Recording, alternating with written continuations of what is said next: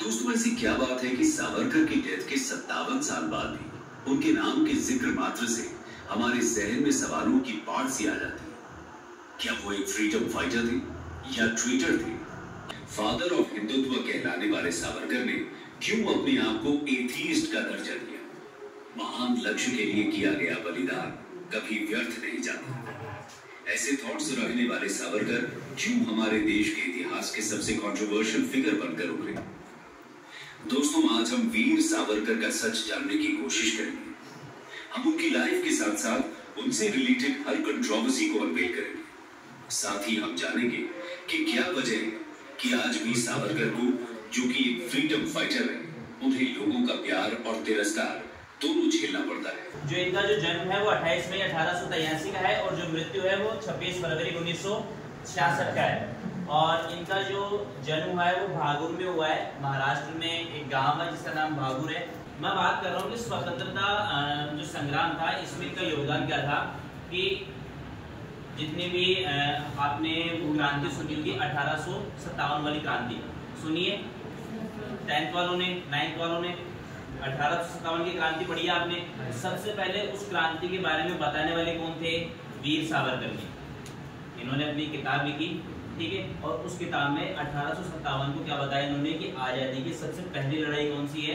1857 वाली लड़ाई है। और उसी वो जो किताब थी जिसमें लिखा था कि आज़ादी की सबसे पहली लड़ाई 1857 वाली है, वहीं से जो अपने जो भगत सिंह है, चंद्रशेखर आज़ाद है, उनको प्रेरणा मिली, वो और ज़्यादा प्रबल हुए। उनके जो विचार थे देश को आज़ादी के लिए वो और ज़्यादा प्रबल हुए और उन्होंने अपने आप को क्या किया? क्रांतिकारी साबित किया या अपनी लड़ाई आगे जारी रखी। तो उसके पीछे जो मेन जो व्यक्ति थे वो कौन थे? देखने को मिली जब अपने ही गांव में हिंदू मुस्लिम राइट्स के दौरान घायल हुए हिंदुओं का नेतृत्व सावरकर ने किया। इसी इंसिडेंट के बाद से गांव के लोगों ने सरकार ने जब्त कर ली थी। तो जेल में, एक तो ये जेल में है, काले पानी की सजा इनको मिली हुई है। उसके बाद में बाहर जो इनकी पत्नी है उनको इतनी प्रताड़ना सहनी पड़ी थी कि ना तो उनके पास उनकी प्रॉपर्टी है, ना खाने पीने के दूसरे आसार है, क्योंकि सारी जो संपत्ति थी वो ब्रिटिश सरकार ने ले ली थी। तो दोनों तरफ से इन पर डबल मार पड़ी थी। लेकिन फिर भी जेल में बैठे हुए भी इन्होंने क्या किया?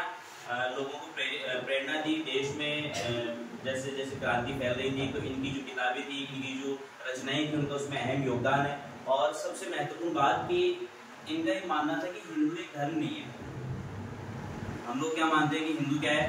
धर्म है।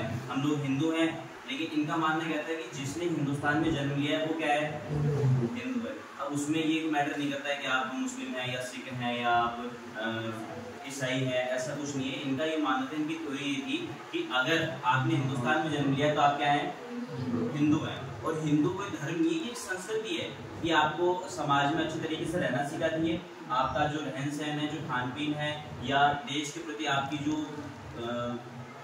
निष्ठावान जो आपकी राष्ट्र भक्ति है, उसको प्रदर्शित करता है हिंदू शब्द।